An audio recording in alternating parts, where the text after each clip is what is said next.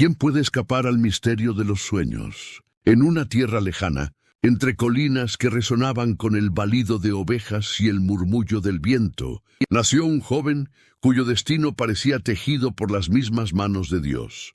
Su nombre era José, y su historia, aunque trágica en sus comienzos, sería un testimonio de gracia y propósito divino. José era el hijo número 11 de Jacob, un hombre a quien Dios había llamado Israel, y el primogénito de Raquel, el gran amor de su padre. Desde su nacimiento, José fue especial, no solo porque nació en la vejez de Jacob, sino porque parecía que el favor de su padre lo envolvía como un manto visible, literal y espiritual. Y este favor, como pronto descubrirían sus hermanos, sería motivo de una envidia que cambiaría el curso de sus vidas. Jacob no ocultaba su predilección. Le obsequió a José una túnica de muchos colores, símbolo de honor y amor, pero esa túnica no solo era un regalo, era una chispa en el polvorín de resentimiento que ardía en los corazones de sus hermanos. Ellos lo veían, escuchaban cómo Jacob hablaba de él, y no podían soportarlo. ¿Por qué José? ¿Por qué él debía ser el centro de la atención y el afecto? Pero el conflicto no terminó ahí. Los sueños de José se convirtieron en el detonante. «Escuchen lo que he soñado», les dijo un día, con una voz que mezclaba asombro e inocencia. Estábamos atando gavillas en el campo, y de repente mi gavilla se levantó y quedó erguida, mientras las gavillas de ustedes la rodeaban y se inclinaban ante ella. El silencio que siguió fue ensordecedor. «¿Acaso vas a reinar sobre nosotros? ¿Nos gobernarás tú?», respondieron sus hermanos, y desde ese día lo odiaron aún más. Pero José soñó otra vez. Esta vez vio el sol, la luna y 11 estrellas inclinándose ante él. Y cuando contó este sueño, incluso su padre lo reprendió. «¿Qué significa este sueño? ¿Acaso tu madre, tus hermanos y yo nos postraremos ante ti?» Pero Jacob, aunque cuestionó el sueño, lo guardó en su corazón. Así vivía José, un joven marcado por el favor de su padre y por la revelación de sueños que parecían presagiar un destino imposible de ignorar. Sin embargo, en su adolescencia, esta predilección y estas visiones lo pusieron en el centro de una tormenta que ni él mismo imaginaba.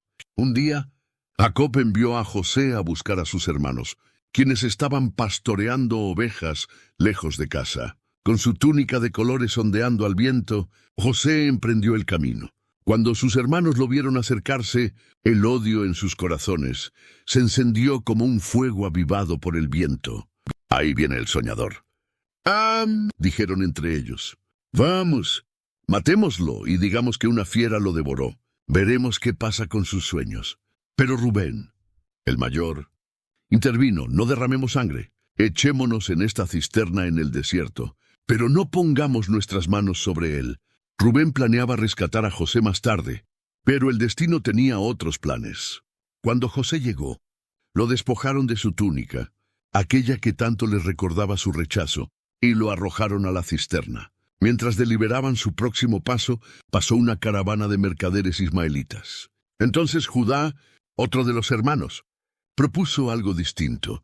«¿Qué ganaremos con matar a nuestro hermano? Vendámoslo a los ismaelitas. Después de todo, es nuestra propia sangre».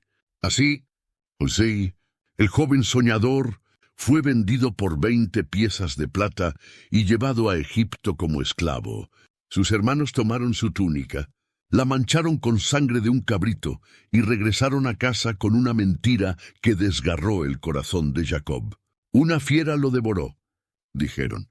Y Jacob lloró inconsolable, aferrándose a la túnica ensangrentada como un recuerdo de su amado hijo.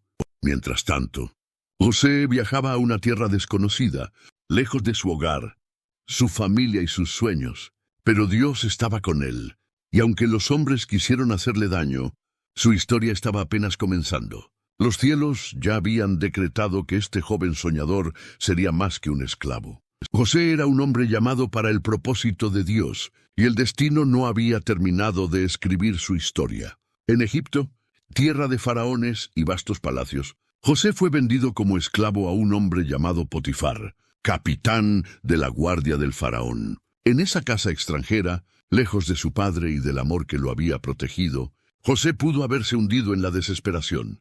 Pero Dios estaba con él, y su favor comenzó a manifestarse incluso en ese lugar de aparente derrota. José prosperó en todo lo que hacía. Su diligencia, sabiduría y rectitud llamaron la atención de Potifar, quien pronto lo puso al mando de toda su casa. Todo lo que José tocaba florecía, y la bendición de Dios descansaba sobre él y sobre la casa de su amo. Sin embargo, las pruebas aún no habían terminado. La esposa de Potifar fijó sus ojos en José.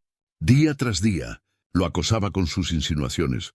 Pero José, fiel a Dios y a su amo, rechazaba sus avances. ¿Cómo podría yo cometer tan grande maldad y pecar contra Dios?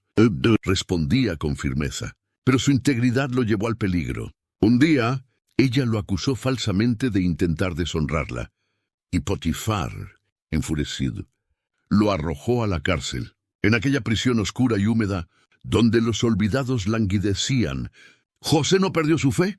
Dios estaba con él. Y pronto incluso el carcelero notó algo especial en él. José fue puesto a cargo de los prisioneros y se convirtió en un instrumento de esperanza. Allí, su don de interpretar sueños comenzó a abrirle camino. 2 prisioneros del faraón, el copero y el panadero, soñaron sueños que les inquietaron. José, con humildad, dijo: las interpretaciones pertenecen a Dios. Cuéntenme sus sueños. Con precisión divina, José interpretó que el copero sería restaurado a su puesto, mientras que el panadero enfrentaría su fin. Tal como José dijo, los sueños se cumplieron. Antes de que el copero saliera, José le pidió que lo recordara ante el faraón, pero el copero lo olvidó. Por un tiempo, pasaron 2 largos años, pero el tiempo de Dios nunca llega tarde. Una noche, el faraón mismo tuvo 2 sueños que lo inquietaron profundamente. Ninguno de sus magos ni sabios podía interpretarlos. Fue entonces cuando el copero recordó a José. De la prisión lo trajeron apresuradamente ante el faraón. Y José, limpio y cambiado, se presentó ante el hombre más poderoso de Egipto. «He oído que puedes interpretar sueños», dijo el faraón. José respondió con humildad: «No soy yo, sino Dios, quien dará una respuesta favorable». El faraón contó sus sueños: 7 vacas gordas devoradas por 7 vacas flacas, y 7 espigas llenas consumidas por 7 espigas quemadas. Dios le reveló a José el significado. Habría 7 años de abundancia, seguidos por 7 años de hambruna devastadora. Pero José no se detuvo ahí. También propuso un plan para enfrentar la crisis. Busque el faraón un hombre sabio y prudente que administre los recursos durante los años de abundancia, para que Egipto no perezca durante la hambruna. El faraón quedó impresionado. ¿Podremos encontrar a alguien como este hombre, en quien esté el Espíritu de Dios? Ese día, José pasó de ser un prisionero a ser el segundo al mando en Egipto, encargado de preparar la nación para lo que estaba por venir. Durante los años de abundancia, José administró sabiamente, llenando los almacenes con grano, y cuando la hambruna llegó, no solo Egipto, sino las naciones vecinas vinieron a buscar sustento. Entre ellos, llegaron los hermanos de José, hambrientos y desesperados, sin saber que el poderoso gobernador al que se inclinaban era aquel joven soñador al que habían vendido como esclavo. José lo reconoció de inmediato, pero ellos no supieron quién era él. En su corazón, la batalla entre el dolor del pasado y el propósito de Dios se libró con intensidad. Les habló con dureza al principio, poniendo a prueba sus corazones. Quería saber si habían cambiado. «Ustedes son espías», les dijo, y los retuvo por un tiempo. Sin embargo, en sus ojos brillaba algo más profundo que ira. Era el deseo de ver si la redención era posible para su familia. José los envió de regreso con grano, pero retuvo a Simeón como garantía de que regresarían con Benjamín, el hermano menor. El corazón de José se quebró cuando vio el arrepentimiento y la preocupación de sus hermanos por Jacob y Benjamín. Finalmente, en un momento de gran emoción, cuando ya no pudo contenerse, reveló su identidad. Yo soy José, su hermano, a quien ustedes vendieron a Egipto. El asombro y el temor llenaron a sus hermanos, pero José los tranquilizó. No se angustien ni se culpen por haberme vendido. Fue Dios quien me envió aquí para preservar vidas. Ustedes pensaron hacerme mal, pero Dios lo transformó en bien. La reconciliación de José con sus hermanos fue un momento de lágrimas y asombro, un destello de la redención divina que transforma el dolor en propósito. Sin embargo, la historia no terminó allí.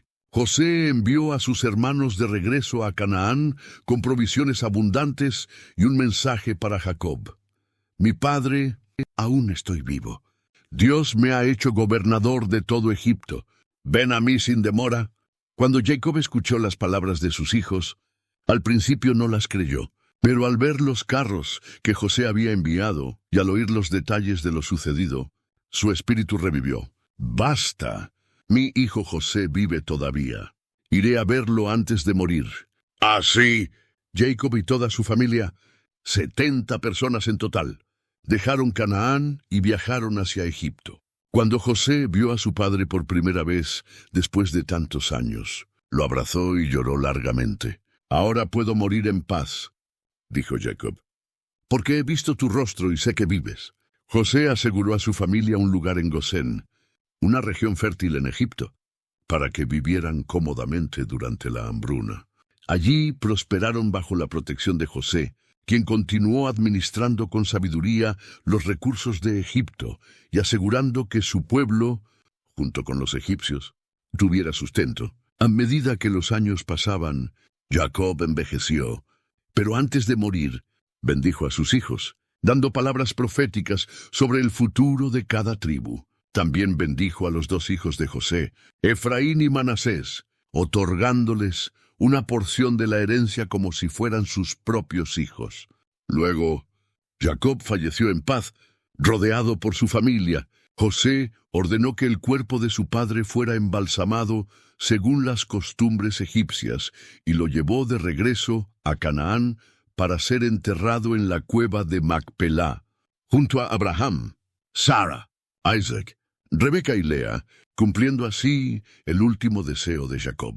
Después de la muerte de Jacob, los hermanos de José temieron que ahora él buscara vengarse por todo lo que le habían hecho.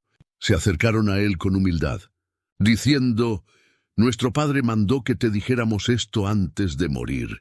Te ruego que perdones a tus hermanos por el mal que te hicieron. Ahora, por favor, perdona nuestra transgresión». José lloró al oír estas palabras y respondió con bondad: «No tengan miedo. ¿Acaso estoy yo en el lugar de Dios? Ustedes pensaron hacerme mal, pero Dios lo transformó en bien para preservar la vida de muchas personas. No teman, yo cuidaré de ustedes y de sus hijos». Así, José los consoló y habló con ternura, confirmando que su perdón era genuino. José vivió el resto de su vida en Egipto, viendo a su familia prosperar y a las generaciones de sus hijos crecer. Antes de morir, llamó a su familia y les dijo: «Dios ciertamente los visitará y los llevará de este país a la tierra que juró dar a Abraham, Isaac y Jacob. Cuando eso ocurra, lleven mis huesos con ustedes». José murió a la edad de 110 años, habiendo visto el cumplimiento de los sueños que Dios le había dado. Fue embalsamado y colocado en un ataúd en Egipto, esperando el día en que los israelitas regresarían a la tierra prometida, llevando consigo sus restos como testimonio de la fidelidad de Dios. Así terminó la vida de José, un hombre cuya historia comenzó con sueños y adversidades, pero que culminó como un ejemplo de gracia, perdón y la soberanía de Dios. Su legado quedó inscrito no solo en la historia de Israel, sino también en el corazón de todos los que ven en su vida el cumplimiento del plan divino que trasciende el entendimiento humano.